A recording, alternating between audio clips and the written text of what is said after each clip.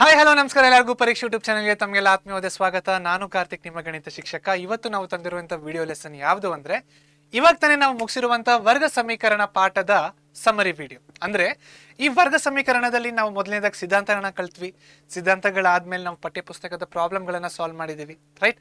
ಆ ಇಡೀ ಪಾಠದಲ್ಲಿ ಬರ್ತಾ ಇರುವಂತ ಸಿದ್ಧಾಂತಗಳು, ಫಾರ್ಮುಲಾಗಳು ಮತ್ತೆ ನಾವು ಏನನ್ನ ಜ್ಞಾಪಕ ಇಟ್ಕೋಬೇಕಲ್ವಾ, ಅದನ್ನೆಲ್ಲ ಒಂದ್ಸತಿ ಕ್ವಿಕ್ ರಿವಿಷನ್ ಮಾಡೋಣ. ಇದನ್ನ ಮಾಡೋದಕ್ಕೆ ಒಂದೇ ಕಾರಣ, ನಾವು ಓದಿರೋದನ್ನ ತುಂಬಾ ಫ್ರೀಕ್ವೆಂಟ್ ಆಗಿ ಅಂದ್ರೆ ತುಂಬಾ ಬೇಗ ಮರ್ತೋಗ್ತೀವಿ. ಅದನ್ನ ಮರಿಬಾರ್ದಂತ ಒಂದೇ ಒಂದು ಕಾರಣಕ್ಕೆ ನಾವೇನ್ ಮಾಡ್ತಿದ್ವಿ, ರಿವಿಷನ್ ಮಾಡ್ತಾ ಇದೀವಿ. ಈ ರಿವಿಷನ್ ಬಂದ್ಬಿಟ್ಟು ಮೈಂಡ್ ಮ್ಯಾಪಿನ ಮುಖಾಂತರ ಇರುತ್ತೆ, ರೈಟ್? ಈ ಮೈಂಡ್ ಮ್ಯಾಪ್ ಅನ್ನ ನೋಡಿದ ತಕ್ಷಣ ಈ ಪಾಠದ ಎಲ್ಲ ಸಿದ್ಧಾಂತಗಳು, ಎಲ್ಲ ಫಾರ್ಮುಲಾಗಳು ನಿಮ್ಗೆ ಜ್ಞಾಪಕ ಬರುತ್ತೆ ಒಂದ್ಸತಿ. ಸೊ ಕ್ವಾಡ್ರಾಟಿಕ್ ಈಕ್ವೇಷನ್ಸ್ ವರ್ಗ ಸಮೀಕರಣದಲ್ಲಿ ನಾವು ಮೊದಲನೇದಾಗಿ ನೋಡಿರುವಂತಹ ಸಿದ್ಧಾಂತ ಯಾವುದಪ್ಪ ಅಂದ್ರೆ ಸ್ಟ್ಯಾಂಡರ್ಡ್ ಫಾರ್ಮ್ ಅಥವಾ ಸಾಮಾನ್ಯ ರೂಪ ಯಾವ್ದ್ರದ್ದು, ವರ್ಗ ಸಮೀಕರಣದ್ದು. ಸೊ ಸಾಮಾನ್ಯ ರೂಪ ಏನಂತ ಇದೆ, ax square plus bx plus c is equal to 0 ಅಂತ ಇದೆ. ಇದ್ರ ಜೊತೆಗೆ ನಾವೇನಂತ ಬರೀಬೇಕು, a is not equal to 0 ಮತ್ತೆ a b c ಗಳು ರಿಯಲ್ ನಂಬರ್ಸ್ ಅಥವಾ ವಾಸ್ತವ ಸಂಖ್ಯೆಗಳು ಅಂತ ಬರೀಬೇಕು. ಓಕೆ, ಈ ಪಾಯಿಂಟ್ ಅನ್ನ ಮರೆಯಕ್ಕೆ ಹೋಗ್ಬೇಡಿ. MCQ ಇದ್ರೆ ಇದನ್ನ ಟಿಕ್ ಮಾಡ್ಬೋದು ನೀವು. ಅಕಸ್ಮಾತ್ MCQ ಇಲ್ಲ ನೀವೇ ಬರೀಬೇಕಂದ್ರೆ ಇದ್ರ ಜೊತೆಗೆ ಇದನ್ನ ಕೂಡ ಬರೀಬೇಕು. ಆವಾಗಲೇ ನಿಮಗೆ 1 ಫುಲ್ ಮಾರ್ಕ್ಸ್ ಸಿಗುತ್ತೆ. ಕ್ಲಿಯರ್?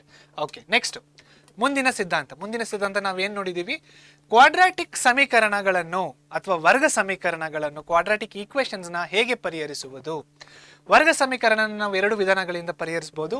ಮೊದಲನೆಯದು ಫ್ಯಾಕ್ಟರೈಸೇಷನ್ ಅಂದ್ರೆ ಅಪವರ್ತಿಸುವಿಕೆ. ಇಲ್ಲೇನ್ ಮಾಡಬೇಕು, ಈ ಸ್ಟ್ಯಾಂಡರ್ಡ್ ಫಾರ್ಮ್ ಅಲ್ಲಿ ax ಸ್ಕ್ವೇರ್ ಮತ್ತೆ c ನ ಮಲ್ಟಿಪ್ಲೈ ಮಾಡಬೇಕು. ಬಂದಿರುವಂತ ಪ್ರಾಡಕ್ಟ್ ನಾವು ಸ್ಪ್ಲಿಟ್ ಮಾಡಬೇಕು. ಯಾವ ರೀತಿ ಸ್ಪ್ಲಿಟ್ ಮಾಡ್ಬೇಕಂದ್ರೆ ಅವೆರಡನ್ನ ನಾವು ಆಡ್ ಮಾಡಿದ್ರೆ ಪ್ಲಸ್ bx ಬರಬೇಕು. ಓಕೆ, ಇದು ಯಾವ್ದ್ರದ್ದು, ಇದು ಅಪವರ್ತಿಸುವಿಕೆ. ಅದೇ ಇವಾಗ ಫಾರ್ಮುಲಾ ಮೆಥಡ್ ಬಂದ್ರೆ, ಫಾರ್ಮುಲಾ ಮೆಥಡ್ ಅಲ್ಲಿ ಸೂತ್ರ ಯಾವ ರೀತಿ ಕೊಟ್ಟಿರ್ತಾರೆ ಅಂದ್ರೆ ಈ ರೀತಿ ಕೊಟ್ಟಿರ್ತಾರೆ. x is equal to minus b plus or minus under root b square minus 4ac by 2a. ಈ ಬಿ ಸ್ಕ್ವೇರ್ ಮೈನಸ್ 4ac ನಾವೇನಂತ ಕರಿತೀವಿ, ಡಿಸ್ಕ್ರಿಮಿನೆಂಟ್ ಅಥವಾ ಶೋಧಕ ಅಂತ ಕೂಡ ಕರಿತೀವಿ, ರೈಟ್? ನೆಕ್ಸ್ಟ್ ಮುಂದಿನ ಕಾನ್ಸೆಪ್ಟ್ ಯಾವ್ದಿದೆ, ಪದಗಳ ಸಮಸ್ಯೆ ಅಥವಾ ಹೇಳಿಕೆಯ ಸಮಸ್ಯೆ, ವರ್ಡ್ ಪ್ರಾಬ್ಲಮ್ಸ್ ಯಾವ ರೀತಿ ಇದೆ. ಎರಡು ನಂಬರ್ಗಳು, ಎರಡು ಅನುಕ್ರಮ ಧನಾತ್ಮಕ ಪೂರ್ಣಾಂಕಗಳನ್ನು ಮೊತ್ತ 27 ಹಾಗೂ ಅದನ್ನ ಗುಣಲಬ್ಧ ಮಾಡಿದ್ರೆ 182 ಅಂತ ಈ ತರ ಪ್ರಶ್ನೆಗಳು ಬರ್ತಾವಲ್ಲ, ಇದೆಲ್ಲ ಹೇಳಿಕೆಯ ಸಮಸ್ಯೆ ಅಥವಾ ಪದಗಳ ಸಮಸ್ಯೆ. ಸೊ ಪದಗಳ ಸಮಸ್ಯೆಯಲ್ಲಿ ಏನ್ ತುಂಬಾ ಇಂಪಾರ್ಟೆಂಟ್ ಅಂದ್ರೆ ಅನುಕ್ರಮ. ಇದನ್ನ ನಿಮ್ಗೆ ನಾನು ಆಲ್ರೆಡಿ ಹೇಳ್ಕೊಟ್ಟಿದ್ದೀನಿ, ಅದನ್ನ ನೀವು ಜ್ಞಾಪಕ ಇಟ್ಕೊಳ್ಳಿ. ಸೊ ಪದಗಳ ಸಮಸ್ಯೆ ಅಥವಾ ಹೇಳಿಕೆ ಸಮಸ್ಯೆಗಳಲ್ಲಿ ಪ್ರಾಬ್ಲಮ್ನ ನೀವು ತುಂಬಾ ಚೆನ್ನಾಗಿ ಅರ್ಥ ಮಾಡ್ಕೊಂಡು ಕೊಟ್ಟಿರೋದನ್ನ ಬರೆದ್ಬಿಟ್ರೆ ಇನ್ನೇನು ಇಲ್ಲ, ಪದಗಳ ಸಮಸ್ಯೆಯಲ್ಲಿ ತುಂಬಾ ಈಸಿ. ಓಕೆ, ನೆಕ್ಸ್ಟ್ ಮುಂದಿನ ಸಿದ್ಧಾಂತ ಏನಂತ ಇದೆ, ನೇಚರ್ ಆಫ್ ರೂಟ್ಸ್, ಮೂಲಗಳ ಸ್ವಭಾವನ ಕಂಡುಹಿಡಿಯಲು ನಾವು ಶೋಧಕದ ಸಹಾಯ ತಗೋತೀವಿ. ಶೋಧಕ ಅಂದ್ರೆ ಏನು, discriminant, that is nothing but b square minus 4ac. B square minus 4ac is equal to 0.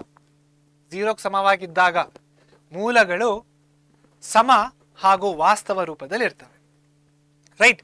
B square minus 4ac 0ಗಿಂತ ಜಾಸ್ತಿ ಇರ್ಬೇಕಾದ್ರೆ ಮೂಲಗಳು ಭಿನ್ನವಾಗಿರ್ತವೆ ಹಾಗೂ ಮೂಲಗಳು ವಾಸ್ತವ ರೂಪದಲ್ಲಿ ಇರ್ತವೆ. ಅದೇ ಬಿ ಸ್ಕ್ವೇರ್ ಮೈನಸ್ 4ac 0ಗಿಂತ ಕಡಿಮೆ ಇದ್ದರೆ ಅವಾಗ ವಾಸ್ತವ ಮೂಲಗಳು ಹೊಂದಿರುವುದಿಲ್ಲ, ಅಷ್ಟೇ. ಕ್ಲಿಯರ್?